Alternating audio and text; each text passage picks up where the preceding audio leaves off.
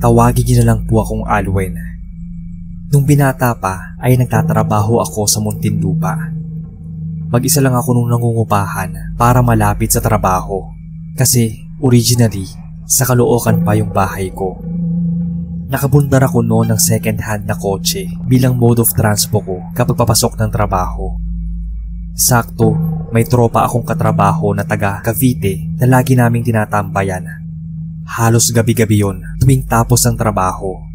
Konting inom lang para maatulog. Pare-parehas pa naman kaming mga binata noon kaya maluwag pa sa buhay. Sa isang village na atira yung tropa ko kaya sinasalubong kami noon ng guard bago maapasok sa loob. Mabait naman yung mga CQ tapos naangiti pa sa akin na kilala na palagi akong naroon. Tuwing umuwi ako galing sa tropa namin ay lagi akong napapadaan sa Daang Hari Road. Ewan ko ba kung overthinker lang ako that time pero talagang kakaiba yung timpla ng hangin sa lugar na yon. Pag nakakotse kasi ako na naabukas yung bintana, pag napapadaan ako sa Daang Hari, parang mas malamig talaga yung hangin doon tapos kikilabutan ka. Yung pakiramdam na may humawak bigla sa batok mo. Matagal din na ganoon yung setup. Isang araw, papunta kami doon sa bahay ulit ng tropa namin. Nung madaan kami sa Daang Hari, may nakita kaming kosyo na tali. May mga pulis pa doon, tapos may mga nakikiusyoso. Tumigil kami saglit nun, tapos tinanong ko kung anong meron. Tipikal na chismosong Pinoy. Magtatanong talaga pag may nakitang may nakapalibot. Ang sabi daw, may bangkay raw ng babae na nakita. Ang hinala ay ginahasa tapos sinapon na lang yung bangkay doon sa gilid ng daan. Kinilabutan naman ako noon at naawa rin sa biktima. Sino ba naman kasing walang puso ang gagawa nun sa babae?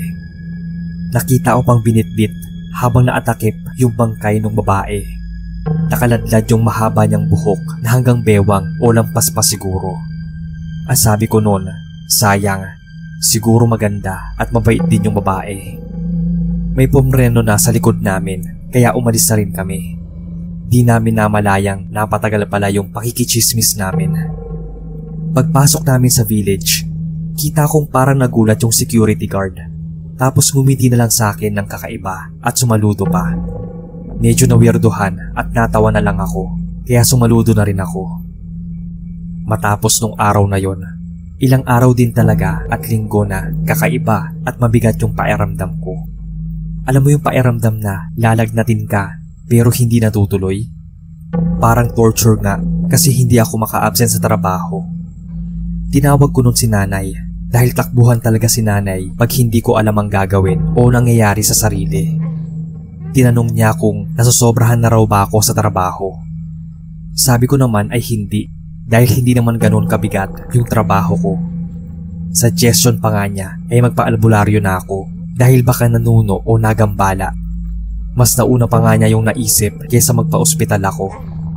Tinawanan ko lang noon si nanay kasi hindi ako naniniwala sa mga ganon-ganon ng matatanda. Pero sadyang makulit si nanay dahil iba raw ang kutob niya.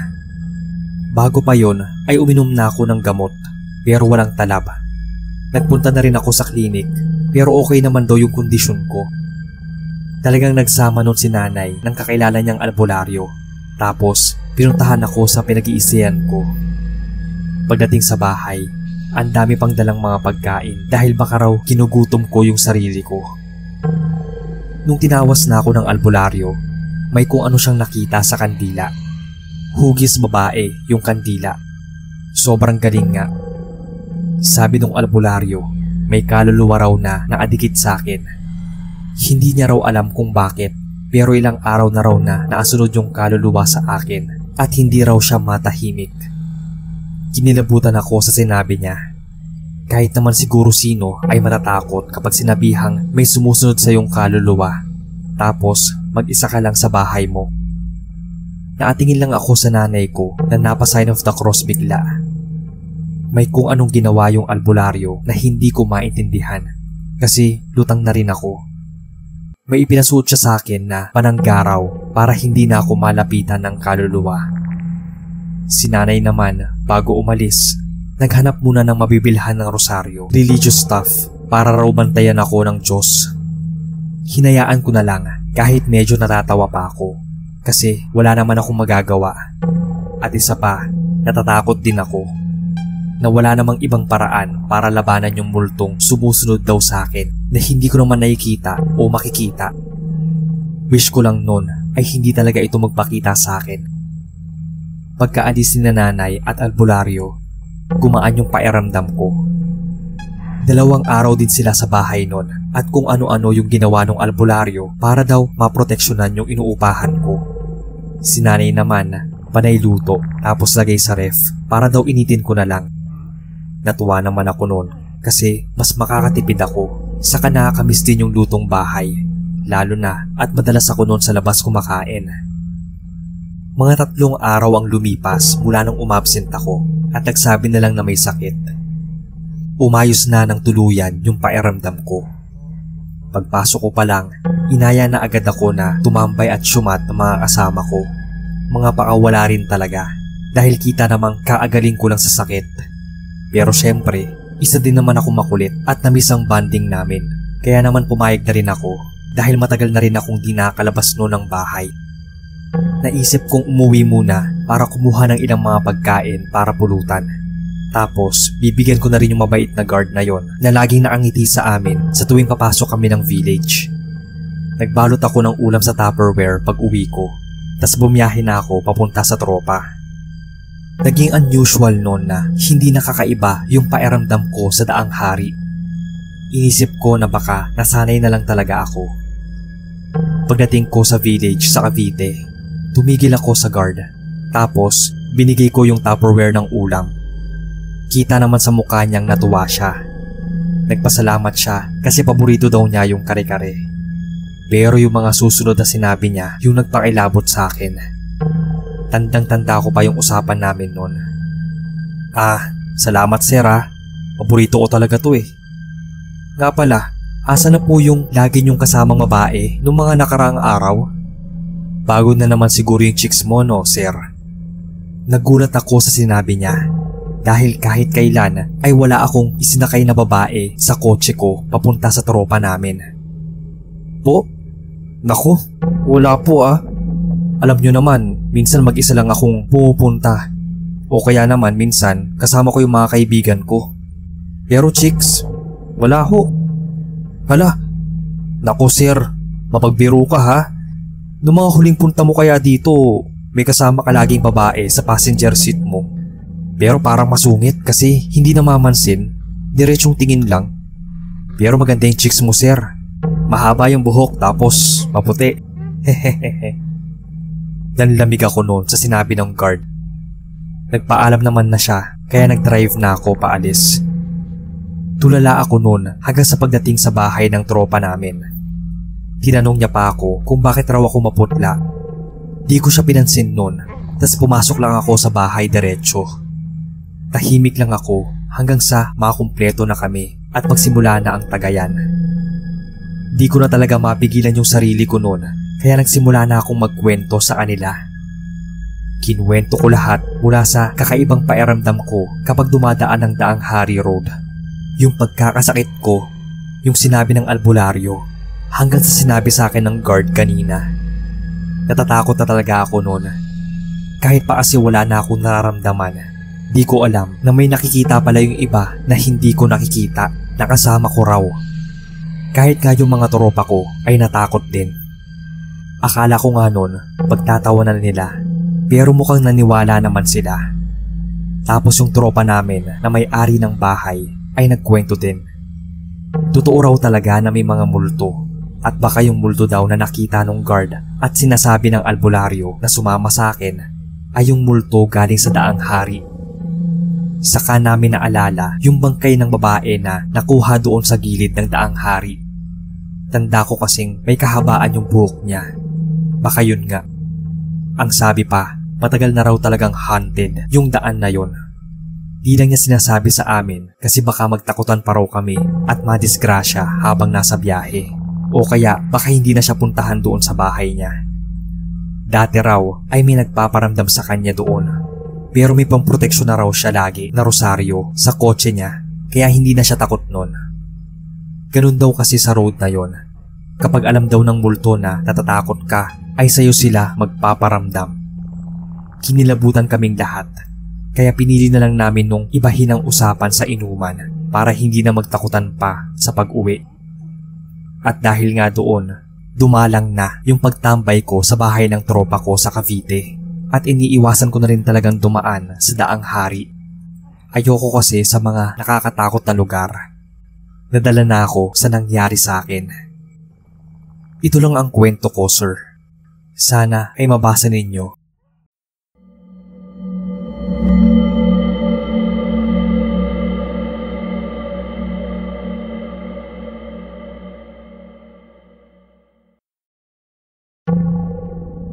Hello po, sir, at sa lahat. Ako si Sarah. Sinabi po sa akin ng kaibigan ko na painggan ko raw yung mga stories sa channel nyo. Nagustuhan ko po ang paikinig sa inyo at ikwento na rin itong nangyari sa akin dati. Bali nagsimula po ito nung nagkaroon po ako ng toxic ex-boyfriend. Tumagal din po kami dahil siguro hirap din akong bitawan siya. Naalala ko pang nagbakasyon kami noon sa Iloilo. Regalo daw niya sa akin dahil nahuli ko siyang nanloko at ng babae. Sabi niya baka daw sa Iloilo ay maapagbagong simula na kami at maging maayos yung relasyon namin na nagkalamat na. Pumayag naman po ako dahil minsan tanga-tanga din ako sa pag-ibig. Pagdating po namin ng Iloilo, papunta pa lang kami doon sa pag-iistayan namin na hotel ay nag-away na naman kami. Dahil yung tao po na tutulong sana para magbuhat ng mga gamit namin ay pinagsilosan pa niya. Kesyo tinitigan ko raw ng matagal, malandi raw ako at kung ano-ano pang masasakit na salita. Dahil doon ay inalisan ko siya at sumakay ako ng kotse at nagmaneho paalis.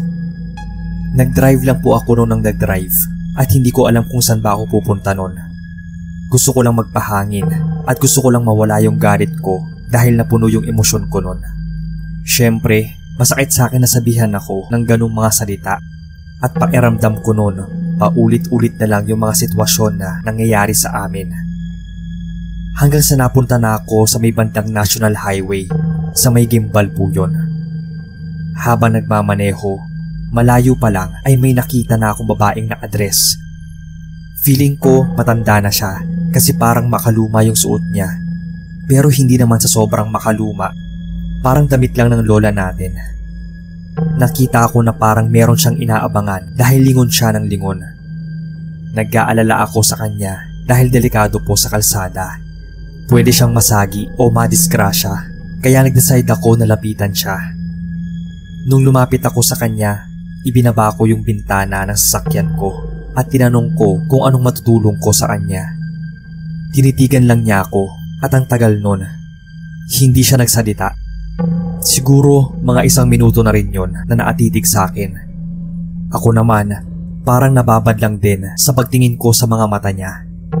Parang meron siyang sinasabi na hindi mo maintindihan kung ano. Hanggang sa nagulat ako kasi bigla siya nagsalita. Ang sabi niya ay dalhin ko daw siya sa mansyon. Tinanong ko siya kung saang mansyon yung tinutukoy niya.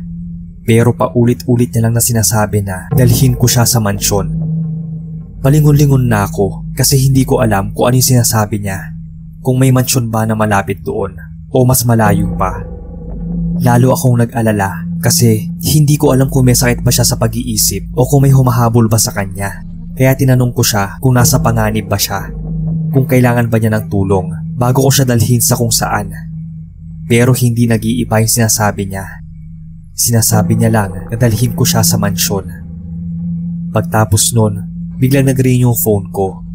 Sigurado ako nun na yung ex ko yon na tumatawag at hinahanap ako. Yung phone ko kasi ay nasa passenger seat. Kinuha ko saglit tapos pinatay. Blinak ko rin yung number niya. Paglingon ko, nawala na yung matandang babae. Wala na siya sa gilid ng sasakyan. Lumingon ako sa likod at sa paligid pero wala na siya.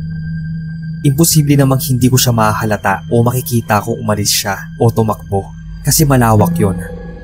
Pwede ko siyang mapansin kahit saan siya dumaan. Isa pa, ilang segundo lang akong napalingat. Doon na ako kinabahan. Ramdam ko na may kakaiba O parang may mali. Kaya sinara ko na yung bintana at hindi na ako nagpatumpik-tumpik pa na pinaandar yung sasakyan. Nagulat na lang ako kasi pagtingin ko sa rear view mirror na maligno yata ako dahil nakasakay na siya sa backseat ng sasakyan ko. Diretso lang yung tingin niya. Sobrang kinilabutan ako noon. Nanilamig yung buo kong katawan pero pinagpapawisan pa rin ako ng malamig. Hindi man lang ako makasigaw o maagalaw noon pero nanginginig ako. Naatitig siya sa akin sa rear view mirror. Nang makuha ko na yung lakas ko at napatingin sa likod ay wala naman na siya sa kinauupuan niya. Di ko alam noon kung namalikmata lang ba ako, kung imagination ko lang ang lahat. Pero parang sure ako na nakita ko siya. Hindi ko napansin noon na wala na pala ako sa tamang lane. Muntik na nga akong mabangga dahil nagulat na lang ako nang may bumusina ng malakas. Saka ako natauhan at nahimasmasan. Hanggang sa bumalik na lang ako ulit sa hotel. Mas okay na sa akin doon na makita ko yung toxic kong BF noon kesa naman makakita ulit ako ng multo. Inisip ko ng inisip at tulala pa rin ako mag-isa. Hanggang siguro 3 oras na. Yung nangyari sa akin sa highway yung naiisip ko pa rin. Nung same day din na yon ay naipaghiwalay na ako sa boyfriend ko noon. Madalas kasi kapag naghihiwalay kami, mga 2 araw lang ay magbabalikan na ulit. Pero dahil nga sa parang nagkaroon ako ng realization at mas inisip ko yung sarili ko at yung nangyari sa akin. Ayun, it's over na nga talaga sa amin. Mukhang naging blessing in disguise pa yung multo ng matandang babae na nagpapahatid sa mansyon niya. Pero kinikilabutan pa rin ako kapag naaalala ko yung itsura ng maputlang matandang babae, pati na yung mga mata niya. Mula nga noon, natakot na ako magmaneho mag-isa lalo sa mga hindi pamilyar na lugar. Madalas noon, nagpapasama na ako sa kaibigan ko dahil hindi na ako magmamaneho ng ako lang lalo sa malayo. Baka kasi mangyari ulit sa akin yon, yung pagparamdaman ng ligaw na kaluluwa. At kahit sino pa ang makita ko sa daan, hindi na ako lalapit sa kanila. Ayoko nang matulad pa sa naranasan ko noon sa National Highway sa Gimbal, Iloilo. Hanggang dito na lang po ang love story. I mean ang horror story ko, sir. Pasensya na po at more power sa inyong channel.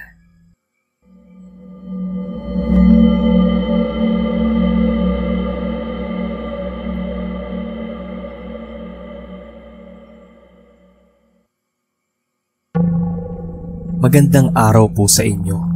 I-share ko lang po itong kwento ko. Kamamatay lang po kasi ng papa ko late last year, kaya bigla kong naalala yung mga memories namin na magkasama. May masaya, malungkot, nakakainis, pero may isa kaming memory na hindi ko talaga makalimutan. Nangyari to noong 2010. Magpapasko noon. Nagkaroon kami ng family gathering sa side ni papa. Pero dahil hindi sila boto kay mama noon, ako at si papa lang ang pumunta. Noong mga panahon na yon, ako pa lang yung nag-iisang anak ni papa, kaya 2 lang kami pumunta sa family gathering sa side nila. Sakay kami ng kotse. Maayos naman yung samahan namin ni papa, kaya nag-uusap kami na parang magkaibigan lang. Pagkagaling namin doon sa family gathering, gabi na rin noon. Pero umuwi pa rin kami kasi ayaw namin iwan si mama sa bahay ng mag-isa dahil delikado at wala siyang kasama. Kaya ayun, at bumiyahe na ulit kami pa uwi. Tapos napadaan kami sa Concha Cruz Drive. Malayo pa lang, bigla nang nagkwento si papa na doon daw sila madalas magkarera ng mga kaibigan niya nung kabataan nila.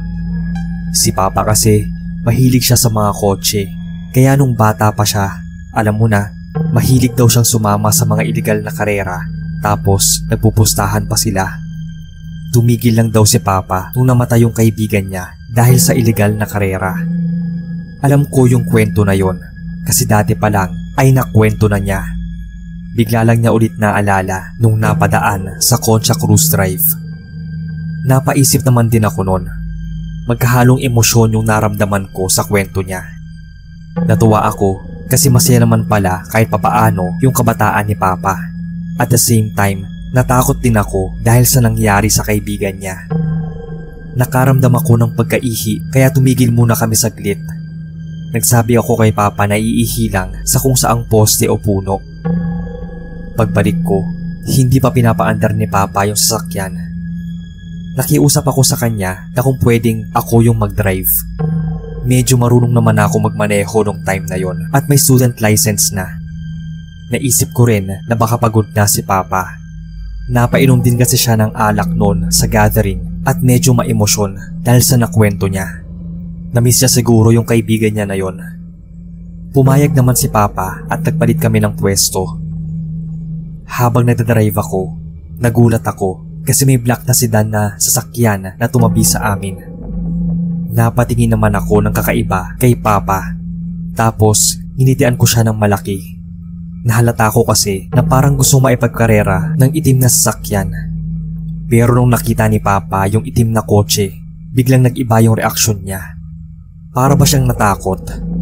Pero biniro ko na lang siya na, "O pa, naaalala mo ba yung kabataan mo? Mahilig ka maipagkarera nun. Baka gusto mo maranasan ulit. Pero this time, ako na ang magdadrive." Agad humindi si Papa at pinahinto ang kotse. Alam ko namang hihindi siya dahil natakot siya na baka hindi ako marunong o baka madisgrasya kami. Malamang, hindi ko naman kami ipapahamak. Tinawanan ko lang siya noon at bigla ko nang pinaharurot yung sasakyan. Ganon din yung itim na sedan. Si Papa naman, sigaw ng sigaw at sinabing itigil ko na. Pero dahil may pagkapilyo ako noon, hindi ko siya pinansin. Nilamon ako ng ego ko at gusto kong ipakita sa kanya na kaya ko rin maipagkarera. Siyempre, lalaki ako kaya gusto kong isipin ni Papa na magkaparehas kami. Tumatawa lang ako noon at sinabi kong kumalma siya. Pero nagwawala na si Papa noon. Sigaw siya ng sigaw. Nung tumingin ako sa itim na kotse, naasunod pa rin ito. Kasabay siya ng sasakyan namin. Halos kasing bilis ko lang tapos biglang bumaba yung bintana ng itim na sasakyan. Yung sakay niya ay isang lalaki at babaeng duguan. Nagulat at kinabahan ako. Bigla akong napapreno nun na halos mabunggo namin yung nasa unahan. Buti na lang at naka-seatbelt kami. Tumingin ako sa kanya na parang gulat na gulat ako.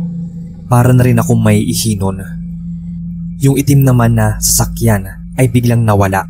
As in hindi mo na siya makita sa kalsada. Hindi ko alam kung saan na nagpunta. Doon na nagsimulang magkwento si Papa. Kaya pala ayaw niyang maipagkarera ako dahil alam niya yung kwento dun sa itim na sasakyan. Dati daw nagkakarera doon ang magkarelasyon. Sakay daw ng lalaki yung girlfriend niya. Naaksidente sila at parehong namatay. Mula daw noon ay nagpaparamdam na yung dalawa. Nakikipagkarera sa mga sasakyan. Tapos bigla na lang daw nilang makikita na duguan yung nakikipagkarera sa kanila. O kung minsan naman, wala nagmamaneho ng sasakyan. Alam na raw ni Papa yon kasi naranasan daw niya yun dati. Kaya pinatigil niya ako kanina. Sobrang takot ko po nun. Parang buong buhay ko, dun lang ako natakot ng sobra. Kaya since then, kahit anong sabihin ni Papa, talagang pinaniniwalaan at sinusunod ko. Kasi takot na ako na baka kung anong may mangyaring masama sa akin o sa amin. Aaminin kong hanggang ngayon ay takot pa rin akong dumaan doon. Madalas ko na rin nakwento ito sa inuman, pero iilan lang yung naniniwala sa akin. Mahilig din ako makinig ng mga horror stories, kaya alam kong wala gaanong judgment kapag shinare ko to sa inyo. Kayo na bahala boss ang magkwento nito. Salamat at mag-iingat ang lahat sa pagmamaneho.